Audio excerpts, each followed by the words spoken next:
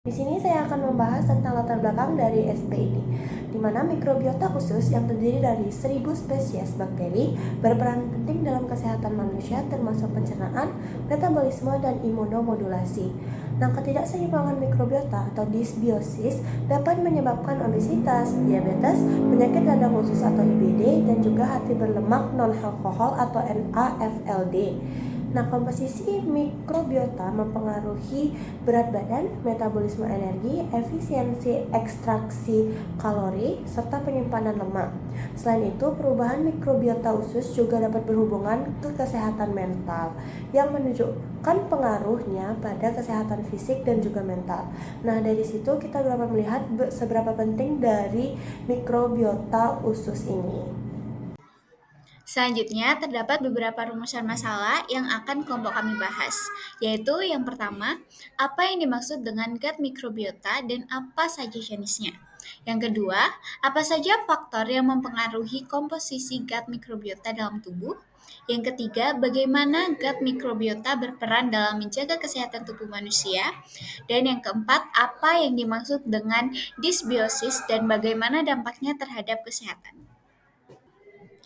Adapun tujuan dari student project ini, yang pertama menjelaskan definisi dan jenis gut microbiota, yang kedua mengidentifikasi faktor-faktor yang mempengaruhi komposisi gut microbiota, yang ketiga menguraikan peran gut microbiota dalam menjaga kesehatan tubuh, dan yang keempat menganalisis konsep dysbiosis dan dampaknya terhadap kesehatan manusia. Selanjutnya, untuk manfaat mikrobiota, yang pertama adalah memberikan panduan bagi praktisi kesehatan dalam memahami peran good mikrobiota sebagai bahan penting dalam pencegahan penyakit. Yang kedua, membantu pengembangan terapi berbasis good mikrobiota. Dan yang ketiga, mendukung pencegahan penyakit dan mempertahankan keseimbangan good mikrobiota. Selanjutnya, menambah literatur ilmiah. Dan yang terakhir, memberikan dasar teori untuk penelitian lanjutan.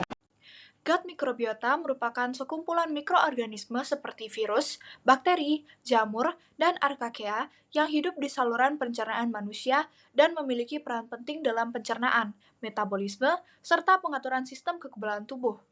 Komposisi mikrobiota ini sangat beragam dan dapat dipengaruhi oleh faktor seperti diet, usia, genetik, serta lingkungan.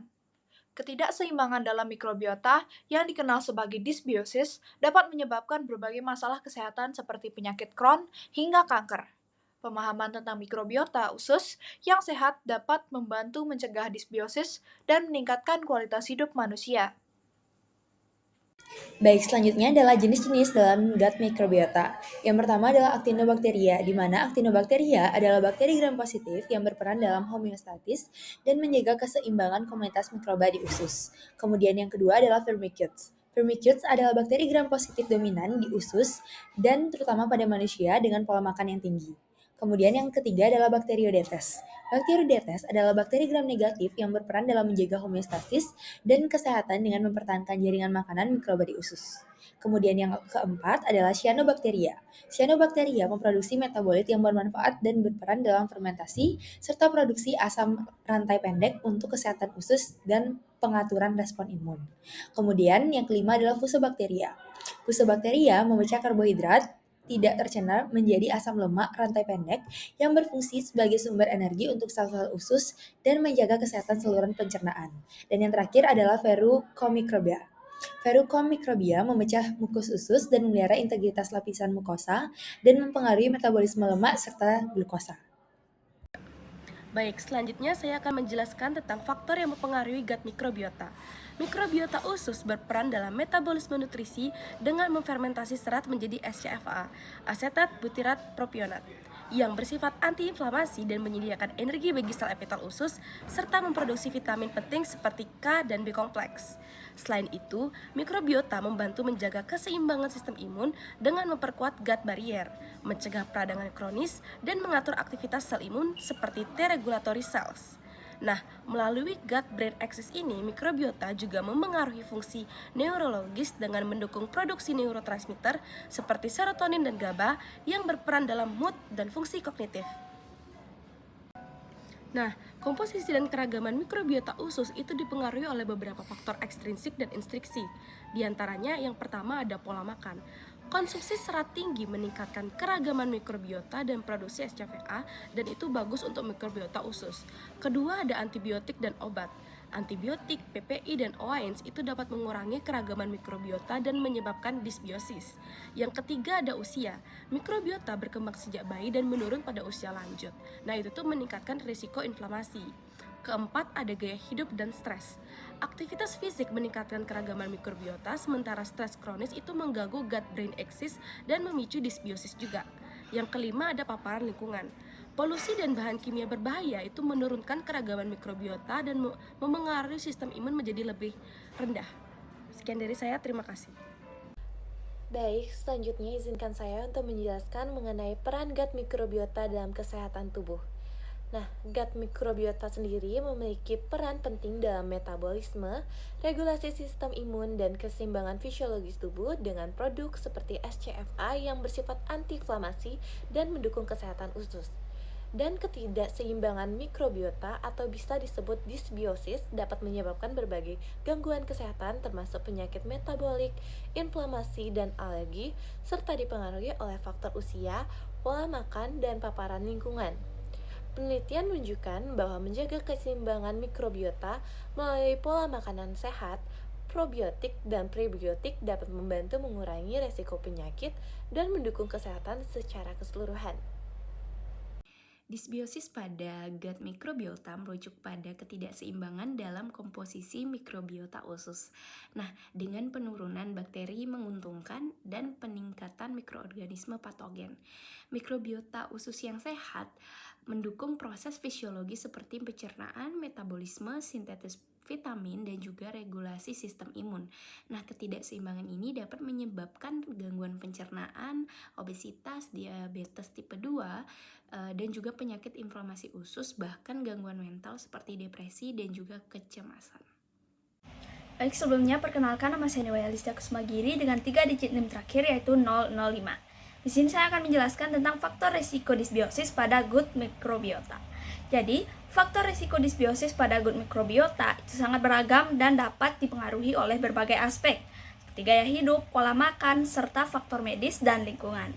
Nah, berikut ini merupakan beberapa faktor risiko utama yang dapat menyebabkan ataupun memperburuk disbiosis. Yang pertama yaitu ada penggunaan antibiotik. Nah, penggunaan antibiotik yang tidak tepat ini dapat memperburuk atau bahkan menyebabkan disbiosis.